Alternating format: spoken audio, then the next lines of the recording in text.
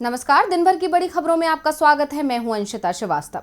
इस बुलेटिन में आज बात होगी पंजाब के सीएम चन्नी से मुलाकात के बाद क्यों नरम पड़े सिद्धू, अमरिंदर सिंह की कांग्रेस को लेकर सख्त संदेश की, जानेंगे गोरखपुर मामले में क्यों घी योगी सरकार, बंगाल ओडिशा में विधानसभा उपचुनावों में वोटिंग के दौरान कैसा रहा जनता का रुझान, बात करेंगे बिहार में कन्हैया कुमार कैसे बढ़ा रहे हैं तेजस्वी की मुश्किलें, पीएम की तस्वीर पर उठते सवाल की, और बुलेटिन के आखिर में बात कल यानी शुक्रवार से होने वाले बड़े बदलावों की। लेकिन तमाम बड़ी खबरों से पहले एक नजर सुर्खियों पर। पीएम नरेंद्र मोदी ने की राजस्थान के सीएम अशोक गहलोत की तारीफ, कहा गहलोत को मुझ पर भरोसा है। राजस्थान में मेडिकल कॉलेज की आधारशिला रखने के एक कार्यक्रम में पीएम कर रहे थे सीएम अशोक गहलोत की तारीफ। बॉम्बे, गुजरात, उड़ीसा और हरियाणा हाई कोर्ट में जल्द होगी न्यायाधीशों की नियुक्ति। सीजेआई एनवी रमन की अध्यक्षता वाली कॉलेजियम ने दी 16 नामों की मंजूरी। आज फिर दिल्ली पहुंचे शिवराज सिंह चौहान। शिवराज के लगातार दिल्ली दौरे से मध्य प्रदेश में अटकलों का दौर, गुजरात के बाद मध्य प्रदेश में भी बीजेपी बदल सकती है सीएम। दिल्ली के डिप्टी सीएम मनीष सिसोदिया का दावा, यूपी में बनी आपकी सरकार तो बजट का 25% करेंगे शिक्षा पर खर्च। इस बार यूपी की सभी सीटों पर चुनाव लड़ रही है आप। शेयर बाजार में आई गिरावट, 287 अंकों की गिरावट के साथ 59,126 पर पहुंचा सेंसेक्स। निफ्टी में आई 93 अंकों की गिरावट, 17,618 पर पहुंचा निफ्टी। सुर्खियों के बाद अब बात आज की सबसे बड़ी खबर की। नवजोत सिंह सिद्धू को मनाने की कोशिशें चल रही हैं। आज पंजाब के सीएम चरणजीत सिंह चन्नी ने चंडीगढ़ के पंजाब भवन में सिद्धू से मुलाकात की और उनकी शिकायतों को सुना, साथ ही उनसे अपील की कि वो अपना इस्तीफा वापस ले लें। इस मुलाकात के बाद सिद्धू के तेवर भी नरम पड़ते दिख रहे हैं। देखिए ये रिपोर्ट। पंजाब विधानसभा चुनाव ज्यादा दूर नहीं है, लेकिन सत्ताधारी कांग्रेस में हर दिन एक नया विवाद सामने आ रहा है, जिसने पूरी राजनीति में हलचल पैदा कर दी है। दरअसल कैबिनेट विस्तार के बाद नाराज नवजोत सिंह सिद्धू ने अचानक अपने पद से इस्तीफा दे दिया। इस्तीफा देने के बाद सिद्धू अपने घर पटियाला चले गए, लेकिन आज उन्हें मनाने की कोशिशें तेज हो गईं। पंजाब के सीएम चरणजीत सिंह चन्नी ने नवजोत सिंह सिद्धू से चंडीगढ़ के पंजाब भवन में बैठक की। बैठक में कांग्रेस हाईकमान के दूत के तौर पर केंद्रीय पर्यवेक्षक हरीश चौधरी, पंजाब सरकार के मंत्री परगट सिंह, अमरिंदर सिंह, राजा बर्डिंग, इंद्रवीर सिंह बुलारिया, वर्किंग प्रधान कुलजीत नागरा, पवन गोयल और पंजाब कांग्रेस के पूर्व प्रधान लाल सिंह भी मौजूद रहे। इनमें से अधिकांश नेता सिद्धू के करीबी माने जाते हैं। इस मीटिंग में कई मुद्दों पर सहमति भी बनी। सीएम चन्नी ने सिद्धू को भरोसा दिलाया कि उनकी मांगों पर विचार होगा और जो जरूरी होगा उसे माना भी जाएगा। सिद्धू के साथ मुलाकात में समझौते का एक फॉर्मूला भी तय हो गया है।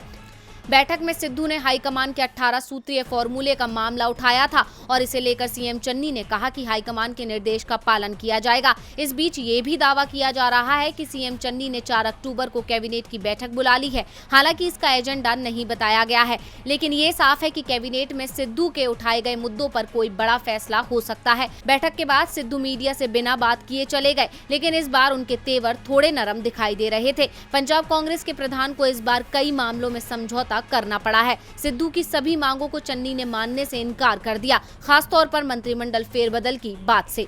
सिद्धू के तेवर भले ही नरम पड़ते दिख रहे हों, लेकिन कैप्टन के तेवरों में तल्खियां बनी हुई हैं। उन्होंने साफ कर दिया है कि कांग्रेस में उनकी राजनीतिक पारी पूरी हो चुकी है, लेकिन उन्होंने बीजेपी को लेकर भी अच्छे संकेत नहीं दिए हैं। सिद्धू को लेकर उनकी राय भी बदलती नहीं दिख रही है। तो क्या है कैप्टन का प्लान?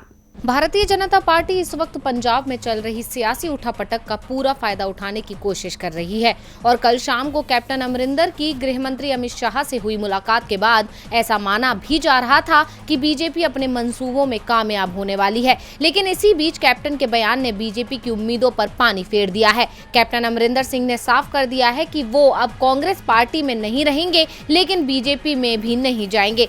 अमरिंदर सिंह ने कांग्रेस के प्रति अपनी नाराजगी जाहिर करते हुए कहा कि वह इस तरह का अपमान नहीं सह सकेंगे। जिस तरह से उनके साथ बर्ताव किया गया है वह ठीक नहीं है। इसके अलावा कैप्टन अमरिंदर ने ट्विटर पर अपने अकाउंट से कांग्रेस हटा दिया है। वहीं कांग्रेस से नाराजगी के बीच कल अमित शाह से मुलाकात के बाद कैप्टन अमरिंदर ने ट्वीट किया। उन्होंने लिखा, दिल्ली में केंद्रीय गृह मंत्री अमित शाह जी से मिला। इस दौरान कृषि कानूनों के खिलाफ लंबे समय से चल रहे किसानों के आंदोलन पर बात की। उनसे क्रॉप डाइवर्सिफिकेशन में पंजाब की मदद के अलावा तीनों कृषि कानूनों को निरस्त करने और एमएसपी की गारंटी के साथ गतिरोध को जल्द से जल्द हल करने का आग्रह किया। गृह मंत्री अमित शाह से मुलाकात के बाद पंजाब के पूर्व मुख्यमंत्री कैप्टन अमरिंदर सिंह ने गुरुवार को दिल्ली में ही राष्ट्रीय सुरक्षा सलाहकार अजित डोभाल से भी मुलाकात की है। वहीं दूसरी तरफ कांग्रेस भी अमरिंदर को साधने की कोशिश में लगी हुई है। दरअसल नवजोत सिंह के पंजाब कांग्रेस अध्यक्ष पद से इस्तीफे के बाद पंजाब कांग्रेस अध्यक्ष के लिए पूर्व सीएम कैप्टन अमरिंदर सिंह की पत्नी परनीत कौर का नाम सामने आ रहा है। कांग्रेस कैप्टन की पत्नी पर इसलिए दाव लगाने को तैयार है क्योंकि अमरिंदर सिंह के बीजेपी में जाने की अटकलें तेज हैं। अब ऐसे में अभी ये कह पाना मुश्किल है कि कैप्टन बीजेपी में जाएंगे या नहीं, लेकिन अगर ऐसा होता है तो कांग्रेस के लिए मुश्किल हो सकती है। पंजाब कांग्रेस में मची हलचल जल्दी थम सकती है, लेकिन कैप्टन का कांग्रेस छोड़ना तय माना जा रहा है। अब इसका कांग्रेस को नुकसान होगा या नहीं, ये चुनावों में साफ होगा। लेकिन फिलहाल यूपी में बीजेपी की सरकार मुश्किल में दिख रही है, क्योंकि योगी आदित्यनाथ के गढ़ गोरखपुर में एक घटना अब राजनीतिक मुद्दा बन गई है। निशाने पर योगी आदित्यनाथ की सरकार आ गई है। तो क्या है मामला जिससे बढ़ गई है योगी सरकार की मुश्किलें? देखिए ये रिपोर्ट। गोरखपुर में कानपुर व्यवसायी मनीष गुप्ता की जान चली गई और पुलिस मामला दर्ज करने में आनाकानी करने लगी। शुरुआत में तो सत्ता में बैठे लोगों ने भी मनीष के परिवार की आवाज को अनसुना कर दिया, लेकिन मनीष गुप्ता की पत्नी को जब विपक्ष और मीडिया संस्थानों का साथ मिला तो सरकार भी नींद से जाग गई और अब योगी आदित्यनाथ दोषियों पर कार्रवाई की बात कर रहे हैं। 6 पुलिस वालों पर मामला दर्ज भी हो गया है। मामला भी गोरखपुर की जगह कानपुर ट्रांसफर कर दिया गया है। लेकिन क्या गोरखपुर के एसएसपी और डीएम पर भी कार्रवाई होगी, जो मनीष गुप्ता की पत्नी पर दबाव बना रहे थे कि वो इस केस को ज्यादा तूल ना दे और शांत बैठ जाएं? घटना को लेकर एसएसपी के बयान लगातार बदलते रहे, यानी साफ है कि सरकार और प्रशासन की पूरी कोशिश थी कि इस मामले को दबा दिया जाए। सरकार की इस कोशिश पर कांग्रेस सांसद राहुल गांधी ने तंज कसते हुए कहा कि मीनाक्षी गुप्ता जी का वीडियो देखकर बहुत दुख हुआ। मनीष गुप्ता जी के परिवार के प्रति मेरी शोक संवेदनाएं हैं। भाजपा सरकार के अन्याय के खिलाफ इस लड़ाई में मैं आपके साथ हूं। न्याय लेकर रहेंगे। अधिकार है, एहसान नहीं। राहुल गांधी ने सीधे तौर पर सरकार पर निशाना साधा है। सिर्फ राहुल ही नहीं बल्कि सपा, बसपा, राजद और यहां तक कि सत्ताधारी बीजेपी भी परिवार के प्रति संवेदना दिखा रही है। इसके अलावा अखिलेश यादव भी कानपुर पहुंचे और मनीष गुप्ता की पत्नी से मुलाकात हुई और अपनी ओर से हर संभव मदद का भरोसा दिलाया। बसपा सुप्रीमो मायावती ने भी इस मामले में सीबीआई जांच की मांग की है। दबाव में आई योगी सरकार की ओर से मनीष गुप्ता की पत्नी को सरकारी नौकरी देने का ऐलान किया गया है। साथ ही सीएम योगी आदित्यनाथ ने साफ कर दिया है कि जो भी दोषी होगा उस पर सख्त कार्रवाई होगी। यूपी की कानून व्यवस्था सवालों के घेरे में है। विपक्ष लगातार सवाल उठा रहा है कि प्रदेश में कानून का शासन नहीं रहा है और इसका जवाब जनता विधानसभा चुनावों में देगी। वैसे इस समय जनता के जवाब का सबसे ज्यादा इंतजार पश्चिम बंगाल की सीएम ममता बनर्जी को है, क्योंकि आज उनकी किस्मत का फैसला जनता ने कर दिया है और 3 अक्टूबर को ये पता चल जाएगा कि ममता बनर्जी बंगाल की सीएम रहेंगी या उन्हें इस्तीफा देना होगा। पश्चिम बंगाल में दक्षिण कोलकाता की भवानीपुर सीट के अलावा मुर्शिदाबाद जिले की जंगीपुर और शमशेरगंज सीटों पर भी उपचुनाव हो रहा है। भवानीपुर विधानसभा सीट पर मुख्यमंत्री ममता बनर्जी का मुकाबला बीजेपी उम्मीदवार प्रियंका टिब्रेवाल से है। उपचुनाव के मद्देनजर सुरक्षा के भी पुख्ता इंतजाम किए गए हैं। भवानीपुर में केंद्रीय बलों की 35 कंपनियां तैनात की गयी। इस सीट के सभी 269 बूथ पर अतिरिक्त सतर्कता बरती गयी थी। सीएम बने रहने के लिए ममता के लिए ये जीत जरूरी है। बीजेपी ने भी यहाँ प्रचार में अपनी पूरी ताकत लगा दी थी। आज मतदान के दौरान भी बीजेपी और टीएमसी ने एक दूसरे पर मतदाताओं को प्रभावित करने के आरोप लगाए। देर शाम तक भवानीपुर में 56% से ज्यादा मतदान हो चुका था। कई बूथों पर लाइनें लगी होने के कारण वोटिंग चल रही थी, इसलिए वोटिंग प्रतिशत कुछ ज्यादा भी हो सकता है। भवानीपुर सीट पर कम मतदान ने सत्ताधारी टीएमसी के समीकरण जरूर बिगाड़ दिए हैं। इसके अलावा पश्चिम बंगाल के मुर्शिदाबाद जिले की शमशेरगंज सीट में 82% और जंगीपुर में 80% से ज्यादा वोटिंग हुई है। वहीं दूसरी तरफ ओडिशा में पीपली जिले की पूरी विधानसभा सीट पर भी आज वोटिंग हुई। यहां कांग्रेस, बीजेपी और सत्ताधारी बीजू जनता दल के बीच मुख्य मुकाबला माना जा रहा है। पीपली सीट पर 72% वोट डाले गए हैं। अब दोनों ही राज्यों में उम्मीदवारों की किस्मत पिटारों में कैद हो चुकी है, जिसका फैसला आने वाली 3 अक्टूबर को होना है। पश्चिम बंगाल की 3 और ओडिशा की 1 विधानसभा सीट पर आज वोटिंग हुई और 3 अक्टूबर को परिणाम सामने आ जाएंगे। लेकिन निगाहें भवानीपुर सीट पर होंगी। ममता जीतेंगी या नहीं, इस सवाल का जवाब भी मिल जाएगा। लेकिन बिहार महागठबंधन में एक नया सवाल खड़ा हो गया है। कन्हैया कुमार की महागठबंधन में क्या स्थिति होगी? कांग्रेस साफ कर चुकी है कि कन्हैया को बड़ी जिम्मेदारी दी जाएगी। ऐसे में क्या तेजस्वी के साथ कांग्रेस के रिश्ते पर पड़ेगा असर? बिहार में सीपीआई से राजनीति की शुरुआत करने वाले नेता कन्हैया कुमार तमाम अटकलों के बीच कांग्रेस की सदस्यता ग्रहण करके राजद के लिए परेशानी का सबब बन सकते हैं। ऐसा इसलिए क्योंकि कन्हैया ने कांग्रेस में शामिल होकर उस विपक्षी दलों के महागठबंधन में एंट्री ले ली है जिसके निर्विवाद नेता अब तक राजद के तेजस्वी यादव माने जाते रहे हैं। ऐसे में कयास लगने लगे हैं कि अब कन्हैया बिहार में राजद के युवा नेता तेजस्वी के लिए परेशानी का कारण बनेंगे। पिछले लोकसभा चुनाव हो या फिर पिछले साल के विधानसभा चुनाव हो, राजद के नेता तेजस्वी यादव ने अब तक कन्हैया कुमार के साथ मंच साझा नहीं किया है, जबकि विधानसभा चुनावों में तो वामपंथी दल भी तेजस्वी के नेतृत्व वाले महागठबंधन में शामिल थे। अब चर्चा है कि अगर कन्हैया कुमार को बिहार में कोई जिम्मेदारी कांग्रेस सौंपती है तो इसका सीधा असर तेजस्वी यादव पर पड़ सकता है। तेजस्वी और कन्हैया दोनों युवा हैं, दोनों विपक्ष में हैं। ऐसे में तेजस्वी के लिए महागठबंधन में ही चुनौती मिलेगी, इससे इनकार नहीं किया जा सकता है, क्योंकि बिहार में महागठबंधन में राजद सबसे बड़ी पार्टी है और महागठबंधन में लालू प्रसाद से बड़ा कोई चेहरा भी नहीं है। ऐसे में लालू प्रसाद के पुत्र और पूर्व उप मुख्यमंत्री तेजस्वी यादव निर्विवाद रूप से महागठबंधन के नेता बने हुए हैं। लेकिन कांग्रेस में कन्हैया को बिहार की राजनीति का अगर दायित्व मिलता है तो तेजस्वी के लिए आगे की राह इतनी आसान नहीं होगी। सवाल इन दोनों नेताओं के व्यक्तित्व को लेकर भी है। दोनों नेता एक दूसरे के नीचे काम करेंगे, यह भी भविष्य में देखने वाली बात होगी।